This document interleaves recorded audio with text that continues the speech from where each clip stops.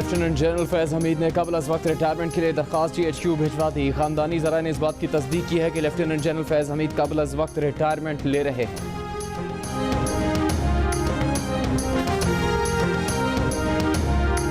तहरीक इंसाफ ने पंजाब और KP के असम्बली तहलील करने की तौसीक कर दी। 2-3 दिन में पंजाब और KP असम्बली तहलील करने की हतमी तारीख दे दी जाएगी। नून लीग के इजलास में पंजाब असम्बली में तहरीक अदम एतमाद, गवर्नर की जानिब से एतमाद का वोट लेने के लिए कहने और गवर्नर राज लगाने के ऑप्शन पर गौर।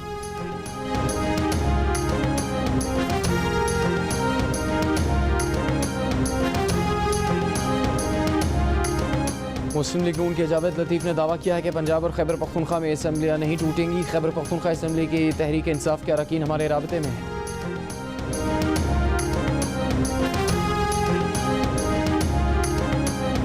सनतकार SM मुनीर इंतकाल कर गए। SM Munir Korangi association of trade and industry के सरपरस्त आला थे। ट्रेड डेवलपमेंट अथॉरिटी के सरबराह, मुख्तलिफ कंपनीज और बैंक्स के बोर्ड मेंबर भी रहे।